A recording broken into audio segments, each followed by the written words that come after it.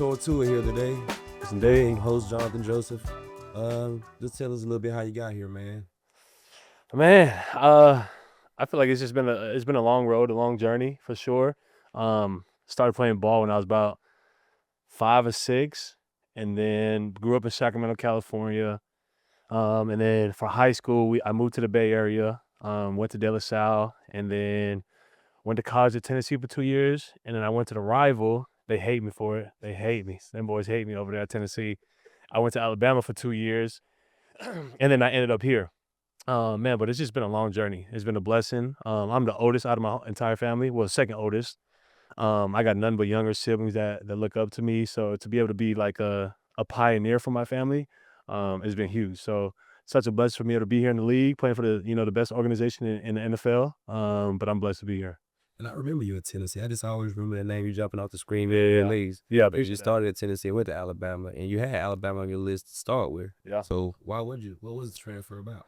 Man, honestly, it wasn't what I thought it was gonna be when I went to Tennessee. It wasn't NIL. Nah, nah, it wasn't nothing. That was way before my time. So if everybody thinking that I got paid, I ain't get a dime. But it just like I'm a big culture guy. Like I'm big on my family culture. My dad raised me like as a upfront man, and there's standards to be upheld, and that's kind of what I thought what I was going to in Tennessee. Not saying it's a bad program, but Alabama was ultimately where I wanted to be. I wanted to compete against the best. I wanted to play with the best coach, and I also wanted to compete for national championships. So that's what I did, and I went there, and it was a hell of a time. And talking about culture, obviously, growing up with 7 siblings, Yeah. talking about that, obviously, you having to fight your way up, each and every day and earn your keep in your household. Yeah. I'm sure that kind of, molded you into the player you are and the man you are today. So talk about that a little. 100%, man. Man, just being able to be, and I feel like me being an older brother kind of raised me to be, the upcoming father that I'm going to be, and ultimately the husband that I am right now. Just being able to see, two lovely parents love each other, and how my dad loved my mom, but then also the love that I have for my siblings. Like I just know that I'm gonna reciprocate that when I have kids. So that's kind of the standard that I have, and it also comes with my culture. I come from the Polynesian background. I'm Samoan and Tongan. And we big on family. Like we run deep, and you know what I'm saying. We run deep in the family. So when it comes to that, and when it comes to family, like that kind of just bleeds over to my football life, because the men I step on the field with every single day, like man, I love them. And when I say I love you, like I'm willing to do anything on that field for you. Oh, man. So, growing up in Sac, Yeah. being far away from home, how do you get your family to convert? Obviously, everybody being 49ers fans, be 49ers fans. How do you get them to convert and come over and be a Houston Texans fan? Man, that's probably one of the hardest things, man. Because I used to bleed red and gold too. Like that's all I knew growing up was the Niners. You know what I'm saying? Patrick Willis, Navarre, like that's all I knew. So, man, when it came to me getting drafted here, I think I felt like for my family it was second to none. Like they was like, no, we Houston Texans. My son is there, and we're gonna ride or die for them. So I feel like that change just it wasn't hard for me. Like I love it here, but I feel like for my family, it was a little hard, but they straight now. They know who they rocking with. Oh, dang. I trust you. I know how y'all run deep, man. I play, with a couple guys back in my day. Paul, Salle, yeah. Big Paul, we went to junior college together. Infano, Tagovailoa. Yeah, he was them OGs right there. Yeah, I played with it, so I know. Real tough. But, talk about after you got drafted. You married your wife right away. Yeah. Cheyenne, right after you got drafted. Talk about that a little bit. Man, like I tell everybody this, like that was probably one of the best decisions I ever made. Like being able to have somebody by your side and that knows you in and out, that'll ride or die for you, whether you're wrong or right. But then also, I mean, she's like my backbone. Like whatever I do wrong, she's gonna be there. And there's no other person that I would rather die for on this earth than besides her. So it was kind of fitting, like to be able to celebrate. We kind of had an intimate wedding after. It was only my siblings and her siblings, and our parents there, initially. So, man, we just felt like it was the right time to do it. Wanted to tie the knot, and it was just fun. It was all good times. Yeah, congrats on that. Appreciate that, bro. Congrats on that. Talk about, she's an influencer. She's pretty big time herself. Yeah, man, she be on the TikTok a little bit. She definitely be on the TikTok. And I feel like it's just her being her. Like, when we first started dating, she loved like recording herself and making videos and whatnot. But she's gotten really, really good at it, and she's kind of a natural for it. And the thing that I love about her content is like it's just her. She's not trying to front and be who someone she's not. She's making content because she loves doing it, but she's putting out real stuff about who she really is, who we really are, and the love that we have for each other. So that's why I love what she does. And sometimes she makes me get up and do some dances that I don't like, and people got some words to say, but it is what it is. I'll do anything for that lady.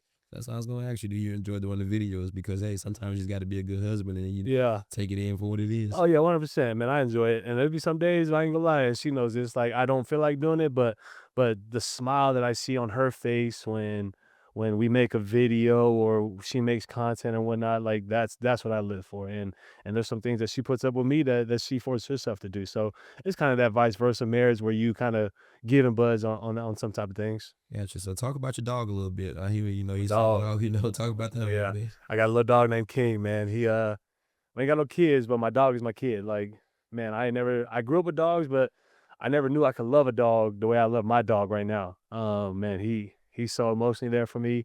And especially for my wife, she's always there with him. But man, being able to have your little puppy walking around with you, man, I love that little guy, man. You can start your TikTok off with that right there. You can start your own brand and head into that. You ever looked into doing your own brand or just being an influencer or anything? Nah, I ain't gonna lie. I've never been big on the camera. I've never been big on recording myself or influencing.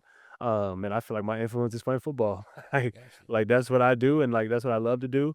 And that's kind of like my main focus. And when life happens after ball, then I figure it out. But no, I ain't really thought about the camera too much. Yeah, you need to focus, but now it's not frowned upon like when I was Yeah, playing, now, yeah. guys can have their own podcast during the Oh yeah, season right after 100%. that. So, football is in a different space, sports in general now. So, Yeah, that's why I was really asking that question to see if you had any interest in that. I probably would, probably down the road. But I don't know. It's just my mind. Like, man, I'm so stuck on ball when it's in season. But I probably down the road, I definitely would. Okay, well, we're gonna pivot to ball a little bit there. Yeah. Let's talk about when you playing football, when you actually go watch film of yourself. Like, what do you kind of think jump out the most about you as yourself when you watch yourself through your set of eyes? By myself, that's a good question, J. Joe. I ain't gonna lie, cause I mean, you know it. Like, you be so hard on yourself. You want to critique yourself. And it's so easy to look over the goods. Like I try not to look at no goods because it's just like you in that grind of the season. You want to always improve. You want to be the best player that you can for your teammates. Um, but like I feel like I'm a physical player. Like every linebacker got to be physical. And I feel like I know some tendencies. I'm of an intelligent player, and I know what's gonna happen sometimes off the tendencies that the offense gives us. Um, but man, like just that physicalness, like I take pride in, and obviously there's some little things that I want to fix here and there, but it's ultimately that like improving every single day. Like I always want to see improvement. Like I got a great leader, Azeez, and he approaches the game the same way, and that's just how I want to approach and move about my way. Oh man, that's big because I had a chance to be around you when I was here doing the Yeah, coaching intern and everything, and that's the first thing that jumped out to me was like, man, he's pretty intelligent. yeah, I I appreciate was that. out seeing you play before in college and those things, but just watching you play, you very instinctive, very intelligent. So that's why I always ask, like, when you watch the film of yourself, like, what exactly do you see? Do you critique yourself hard, or is all Yeah. those things, or do you try to emulate yourself after other guys in the league? Man, that's a great question. I ain't gonna lie. I ain't gonna lie, like, and this is not just saying because he's my teammate, but like Azeez has been one of those. I grew up a 49er fan. He was at the Niners before I was even drafted, and watching him and Fred and Dre, like, them's was the dudes that I looked up to. Just how they play. They play smart, they play physical, they play fast. Like, that's how I try to emulate my game. And then, God bless me with Azeez to be able to be here. So it's like being able to have him right next to my side, someone that I looked up to, playing at the Niners was huge, man. Um, so kind of those 3 guys were kind of the main one because that's my generation of great linebackers. Right. But yeah, those guys are definitely up there for me. So it seems like you're a football guy thinking through. Oh yeah, Was it football or bust for you? definitely. I ain't gonna lie. It was either this or nothing. I ain't gonna lie. It was either this or I'm back at the crib doing working for the You gotta family. go all in though. You know what I'm saying? Like that, I had to put the marbles in. And I just had to go to trust myself. Like I had a great support system. My dad was my lifelong coach. And we kind of he built out a plan for me to get to where I'm at right now. And if it wasn't for him, I wouldn't be here. And my mom too. But yeah, man, it was either football or not, man. Hey, I'm with you, man. You only got a short window, Yeah, just to even get to this level. So obviously you got to put the time and effort in. 100%. Mhm. Yeah, yeah. What was your welcome to the NFL moment? I ain't gonna lie, man. It was right when I probably when I had first got here. When I first got here, we had my boy LT, Laremy Tunsil. He man, one of the best tackles, probably the best tackle. I ain't never played with nobody like him. I'm over there rushing on the edge. We had a little blitz, a little change of call, and I'm coming off the edge. And then LT he looked to the side, he see I'm coming, and then he go and grab me like this with one arm. And he's still blocking the tackle like this.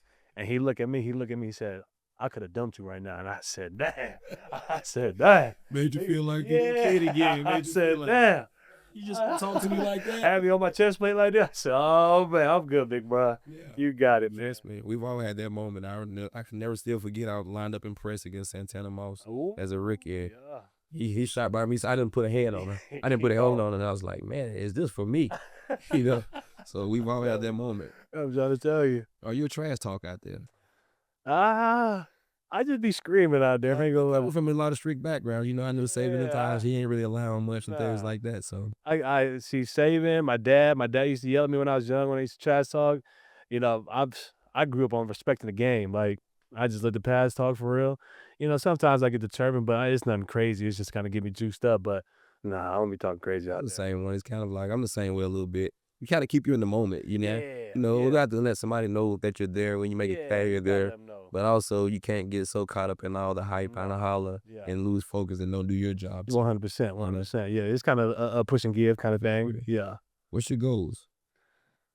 man. It don't have to be your football goals. It don't have to be like whether, you know, obviously we all play to try to win a Super Bowl or 100%, a yeah. championship, Yeah. things like that. It's like, do you have a certain amount of years you want to accomplish in the league? You know, obviously I'm sure you want to be a Pro Bowler, all those things. 100%. I first and foremost, man, like, I mean, like you said, like, I'm trying to win Super Bowl, and like I'm trying to win it here, like with the guys that we have in this locker room.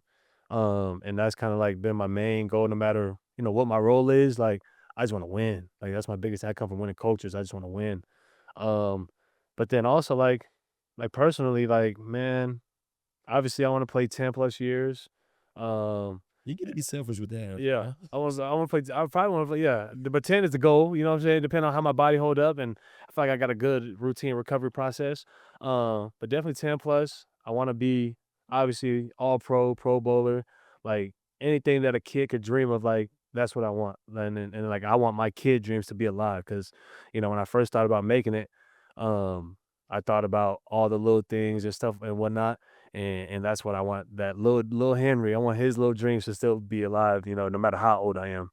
That's big time, man. So, I know you got a full day to go back to and get to, man. So we appreciate having you on the Audibles, man. And Appreciate that. you got big things to continue doing, man. I'm glad to watch you as a Houston Texans, watch your collegiate career, man. Just keep doing what you've been doing. Yeah, Joe, appreciate you, big brother. No doubt. Appreciate it. My dog.